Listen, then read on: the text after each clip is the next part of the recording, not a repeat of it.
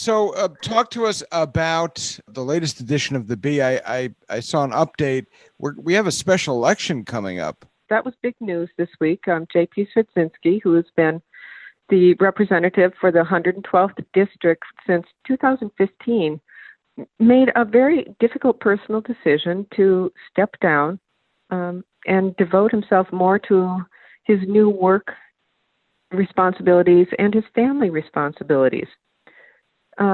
It was unexpected, and yet he has, if you read some of the comments that we've gotten from the other representatives who have worked with him for a long time, they totally respect this decision that he made. It's never easy, but being a representative, even though it's supposedly part-time, every representative knows that it's 24/7, 365 days a week, as Representative Belinsky even mentioned. So, J.P. Swedzinski has decided, effective immediately, to resign from the 112th district. And that district covers what area of the Newtown Bee's readership? It covers a bit of the readership in southern part of Newtown. He is mainly Monroe, but very active and very involved, even with the small part of Newtown that he represents or has represented over the years. People really liked him. He ran unopposed this past year. Yeah, I'm right on the border, so I'm thinking this is my district. Most likely it is. Yeah, right on the border of Newtown. Hey, normally I think, right, you would wait to not run again. So this is a unique situation. Explain to us how this works. The governor has to pick a date. There's so many days out of the resignation. There is something that he has to do within 10 days, and then I believe there's 46 days after that for someone to be appointed. I will be honest with you, I'm not 100% clear. I just read briefly yesterday what the governor has to do in order for them to have a representative. So we got that going on. Nancy, what else is doing in town as I'm not going to say it, as we continue, I guess, to soldier through the winter? I think that readers this week are going to be very interested in a Board of Selectmen meeting in which they met with Jennifer Heaton-Jones, and she's the director for HRRA, which is our Housatonic Resources Recovery Authority, and that includes Newtown and 10 other area cities. And what she was talking to the selectmen about is an option that we could put in place in years forward, not too many years forward, a pay-as-you-throw. In this way, it encourages people to recycle more, and residents would be charged they would supply some sort of a bag or some sort of a cart. Residents would pay a unit-based fee for each gallon of disposal every week. And then the trash would be collected, and it would reduce the costs for the town. It's very expensive now to get rid of the garbage that is thrown. So I think, that's something that people are going to look at. Are they willing to pay as you throw? Are they going to be a little more willing to recycle and reuse and reduce in order to reduce their costs and help the town reduce its costs? And a mayor of a neighboring town once told me you can never be too green. This is probably a common sense way to go. Right. Connecticut is driving towards being more and more of a green state, and every municipality and every household is going to have to get on board with that if we are going to reach our goals and become a more green state. It's a difficult thing. There's other options. This is not a done deal, pay as you throw. This is just one of the things that Heaton-Jones threw out there for the Board of Selectmen to consider. It has taken root in other towns, and it's been successful. I mean, the other option is they could just collect and charge people, tax people for collection of residential garbage. I don't think that that's as much of an option personally as the pay-as-you-throw. These are just things that we have to look at, because coming down the pike, it's just going to be too expensive to keep filling up our landfill and filling up our trash and having it hauled away. How would it work, I guess, for contractors or for people working on homes or things like that? Was there any discussion about that? Not just for residents, I guess? No, they really didn't get into any details. She was just given an overview of other options that we could start looking at. And it's never really too soon to start considering them, was her point. Yeah. So, Nancy, I turn to you guys week in and week out for updates on the coronavirus, and I did see that the numbers ticked up a little bit. We have had a few more positive cases in town, but the good news is that we have not had more deaths related to COVID in town. Our first selectman is feeling very good about our rate of vaccines. They're giving 200 vaccine doses. We're receiving 200 vaccine doses a week in town, and he feels that we may have up to 90% of our senior citizens who have been vaccinated at this time, at least with the first one. That's a really good rate. And our first selectman, Dan Rosenthal, and our health director, Donna Colbert, they just are urging people to please be patient. Little by little, we're getting there so that more and more citizens in Newtown can get the vaccination. And in the meantime, really encouraging people to continue to take precautions.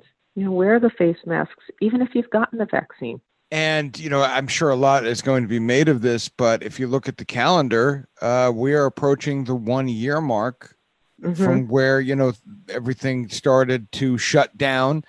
I guess a year later, we're probably more ahead of where we thought we would be when we first started learning about this in March of 2020. Well, we may be, but I think that it's quite a surprise to most people that we are still struggling with the coronavirus a year later. I don't think this is something that people thought was going to go beyond spring or even summer. I think everybody thought that we would have this way under control, and that a year from the start of it all, we would not even be thinking about it again. But, one of the things is that there has been a little loosening of restrictions, which is helpful for the economy. And this week, sports are gearing up even a little bit more. There's some new guidelines loosening restrictions for cheerleading and dance, for example, and perhaps allowing more fans to attend the sports events. That's a big step. It is, and I'm sure it's going to be well received. I know that that's been a very touchy issue for a lot of people, not being able to partake and not being able to be there with your kids. Right. I mean, sports are a big thing at the high school here in town and middle school and through our Parks and Rec program. Very supportive groups, very supportive, whether you have kids in school or not. People love to go to the football games. They love to go to the hockey games. So this is a big thing to have our sports opening up a little bit more. Now, the other thing, too, is that people forget we're so focused on COVID that there's a lot of other health issues that happen at the same time. And for instance, February is Heart Health Month. And our associate editor, John Voquette, spoke with our health district director, Donna Colbert, and she gave us some tips for keeping your heart in shape and talked a little bit about how stress can really affect the heart. And we all know that there's been a lot of stress because of COVID. So they're kind of going hand in hand, but we need to think about our overall health as well as worrying about COVID. So true. And I did hear this week, as a matter of fact, it's a national trend that a good chunk of the nation has kind of put their general health on the back burner, maybe to avoid exposure to coronavirus. That was one of the excuses or reasons given. Right. People have done that, and that is one thing that's mentioned in the article this week is the fact that you really do need to stay in touch with your primary caregiver and talk about when is it a good time to actually see them, to do some telehealth, to, just stay on top of the fact that health issues can come up. I guess it's a particular concern. Oncologists are concerned that people who may be in need of cancer treatment are putting it off, and that can be really life-threatening. So we want to stay healthy overall and do whatever we can. I have to tell you, I felt like I had a day at the spa when I went to get my teeth cleaned, because I had put that off for so long. That was actually a treat. Yeah. Yeah. Did you feel pretty safe? I mean, if we're speaking honestly, it was a little weird for sure, but it's just going to take getting used to. I certainly don't think that any of these dental offices have cut any corners with precautions. I think all the necessary precautions have been taken. I think it's just changing our own mindset. And I've said, Nancy, that I think my daughter went for a pediatric visit this week as well.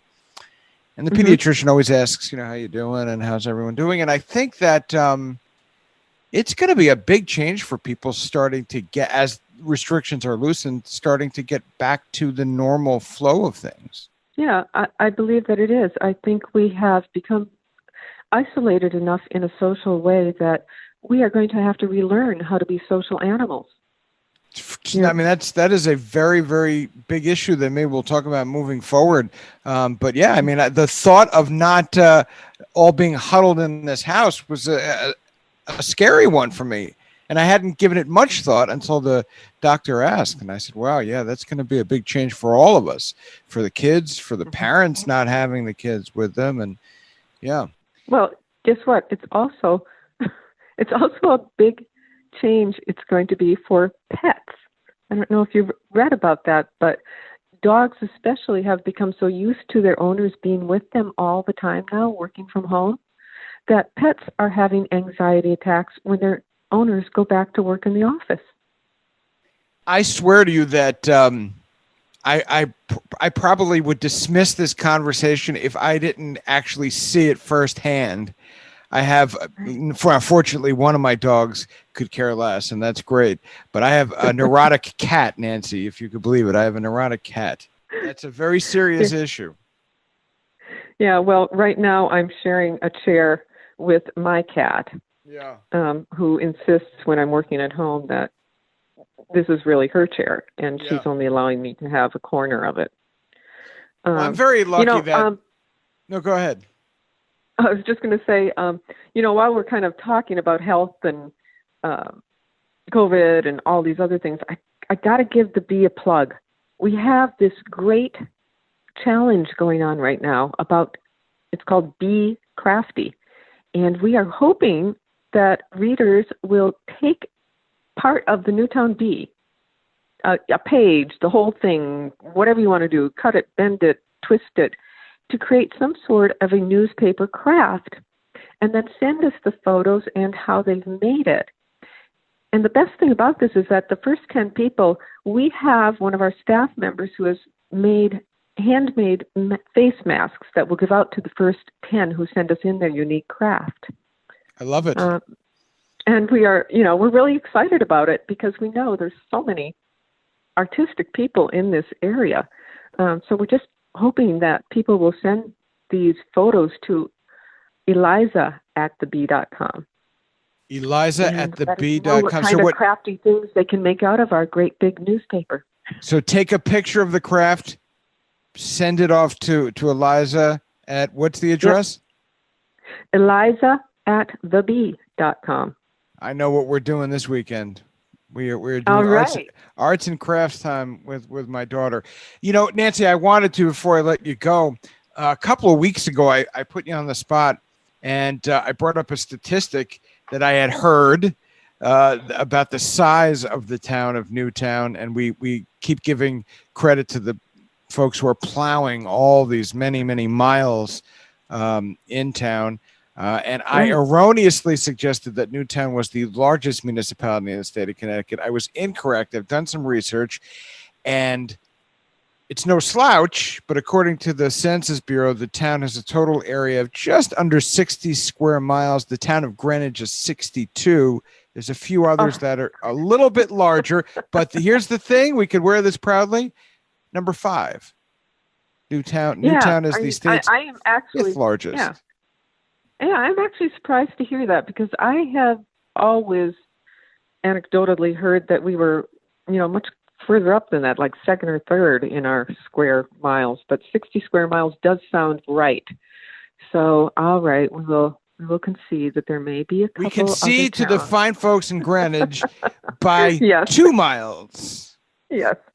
We have good friends in radio down there, WGCH. They always like to check in and see what we're doing up here. So, Nancy, Yeah. anything you'd like to add?